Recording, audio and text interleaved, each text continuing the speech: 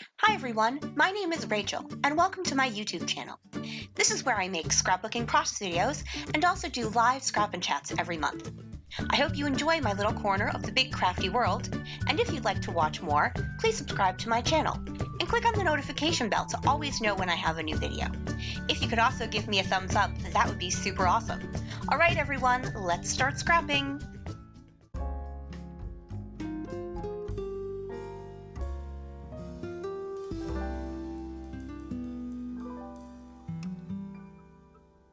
Hey everyone, and welcome to another episode of Stash Bash with Rachel and Kelly, our monthly YouTube collab where we dig into our stash and use some of the older product rather than the brand new stuff, the shiny little things that always make us want to use them. We go back and use some things that we bought and we enjoy, but then we kind of put to the side. So I'm digging in using some Pink Paislee 5th in Monaco. I've got one photo to go and scrapbook would be the actual word. And look at that face. This is Mr. Archie, and I'm going to be scrapbooking this photo of him. So before we get started, two things. First, if you could flick me a thumbs up, that would be super awesome. And also, don't forget to look into the description box below and check out the link to Kelly's video. All right, everyone, let's get going.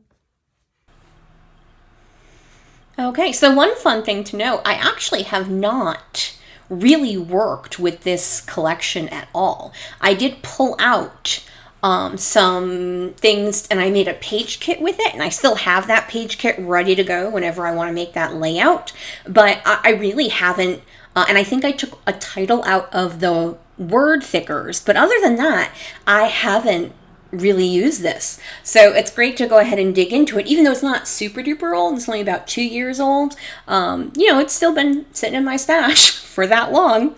I go ahead and I'm going to use that black polka dot, which actually kind of looks like a trellis fence through, and then you see the pattern paper through the trellis fence.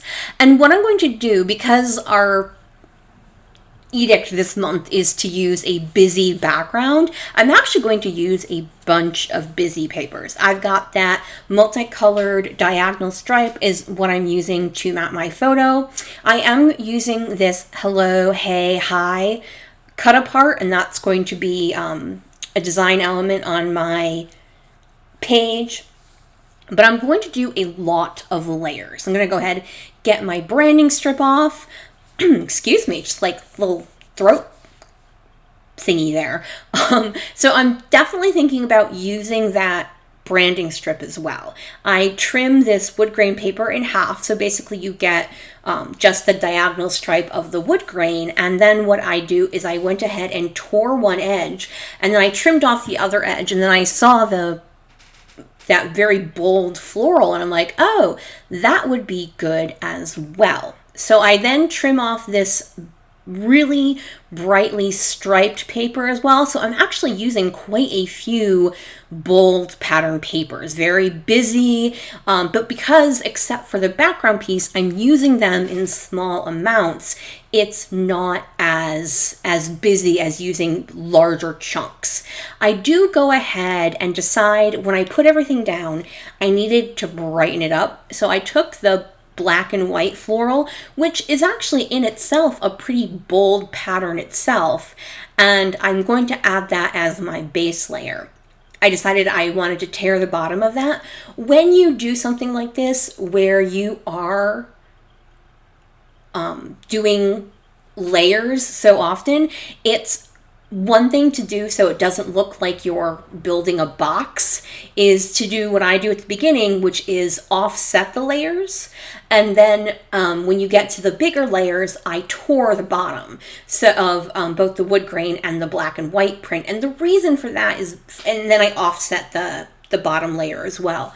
And the reason for that is so it doesn't look super duper symmetrical, and there's nothing wrong with looking symmetrical if that's what you're going for. But in this case, by doing that, it just would have, because he's looking dead on, it just would have looked very, almost like I was trying to create a three-dimensional aspect to it. Like it would have been just very awkward for me. Obviously, everyone has their own personal taste, and you're going to do what you're going to do. So I decide I do want to use that branding strip as a shelf. I've been doing a lot of shelf layouts lately. I find I tend to not do the exact same layout every time, but a lot of times I'll go through cycles where I'll use the same design elements. And so far lately, it's been layouts with paper shelves. Just something to note in my own head. All right, so I go ahead and get down the hello, hey, hi cut apart, and then I'm going through the die cuts, and I decide to use these little label die cuts, and they're perforated. I'm not necessarily a huge fan of perforation, but I kind of liked it in this sense, and I don't even know why. It just, like, I'm like, you know what, I actually don't mind the perforation. Usually when I've got something perforated, I just use my trimmer on it, and that normally takes care of most of the perforation. But what I really liked was the lime green of that particular die cut, because I've got the lime green of the cut apart hey, hello, hey, hi, and then at the top of that striped paper, the lime green is at the top of the layout layer there, and then that's where my title is going to go. So it's a very, very bright and noticeable visual triangle that encases my photo in the center of it. And you don't have to do a visual triangle. A lot of times I do a visual triangle and I don't realize I've done a visual triangle until after I've already done it. Like, I'll look at a page when it's done, I'm like, haha, look at that, I did a visual triangle. In this case, I did actually do it on purpose. I also pulled out the flower die cut I'm gluing down right now, and then the flower sticker. Those match the black and white sketch flowers on my bottom layer, except those are gold. I am going to bring some gold in at the end with some Heidi Swap Color Shine, so I wanted to bring a couple of gold elements as well.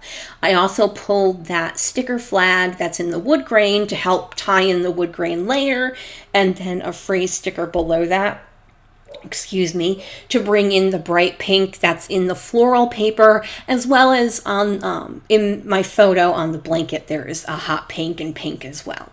So I'm looking at the word thickers. I have an idea sort of what I want my title to be, and I'm just wondering if any of the words will work in conjunction with that title. And I do decide that the word cute will work. So I start off with that. And these are puffy gold, shiny thickers. And then I pull out this October Afternoon Daily Flash lime green tile alphas. And so my title is So Cute. And then I knew I wanted another part of the title, but what I was really looking for in a mini alpha were parentheses. It was very important to me that I had parentheses. I do not know why. It just was. Finally, I found some in this Dear Lizzie alpha, which is an older alpha, which is funny because I've actually recently used it. You know, sometimes you just, think about it. And I cut out a huge ton of me looking for alphas, because I looked at all of my smaller alphas and finally came back to these because I didn't see the parentheses the first time I looked at them, so I looked at them again and I'm like, oh wait, these do have parentheses. So my entire title is So Cute, and then in parentheses, and hungry.